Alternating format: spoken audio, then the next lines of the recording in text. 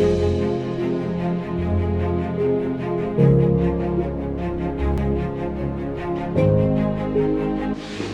everyone, so Johnny here. Today's another review on Bates boots. I actually bought them about a month ago and I've been wearing them almost every other day just for my hikes. And then these are they're actually pretty good. So these boots are very lightweight compared to some other tactical combat boots. These are the Bates Tactical Pro Light 8-inch. So these boots I actually really like because you really don't need to rate them at all too much. I mean, I've gotten so far only one blister off of them on my right foot when I was climbing, doing a hike and going uphill on the 30-degree incline. And you know, these boots, other than that, the first day I took them out hiking, I walked about 3.5 miles, and you know, nothing really bad happened with my feet. It seemed like only when I was doing a very steep incline and the back of my heel kept rubbing against the boot. And I can even show you, it was basically right here, right in this area, it just kept rubbing in the inside, and that's how I got my blister. But you know, it's a small blister, no heel.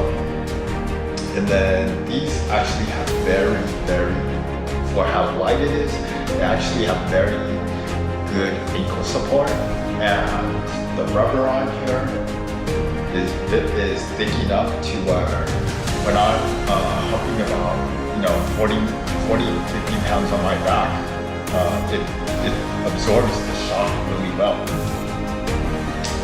And then it's actually very flexible, and it's very breathable.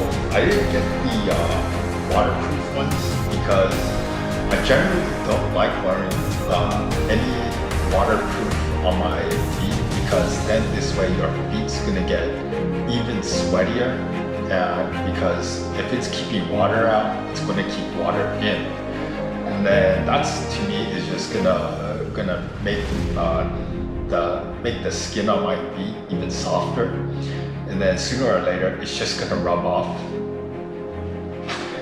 And then these boots, they come true to fit, so whatever size you wear for your sneakers, basically it'll come just the way it is. This is actually my first pair, and I was actually kind of hesitant on buying it, but it was on sale for 79 bucks. So I figured, you know, I might as well try them out, because I've had other boots before, like the Melvilles and the Danners. Like those boots, they'll last you forever. But the only thing I don't like about those is they're just too stiff and too heavy, but they'll last you forever. Now, another thing about these boots is when you're stepping, these are actually, well, you can't really tell, but they're actually very flexible. See how I'm bending it? So it's really good for that when you're on hikes. And then surprisingly, I wear like the Darn Tough wool socks when usually I'm wearing these, and surprisingly, my feet don't really get that sweaty. So, you know, these are really good. And then I wish they were around, you know, about 25 years ago. Then I would have been wearing them as my regular work boots all the time. But these Bates boots are really well constructed.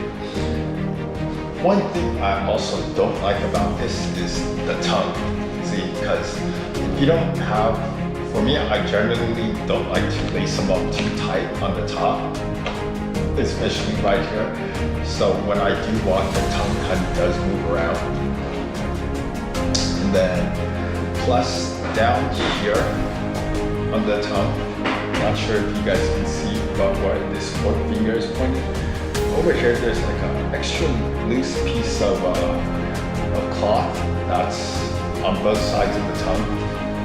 So here's one right here. It kind of like, well, when it's new, it's actually very stiff, so it kind of stabs the top of your ankles a little bit. But once you get it, it's okay. And I really like the YKK zippers. It just, like after a long hike or whatever, it just lets you be able to take these boots off even faster, so I like them. But these are really, really good boots.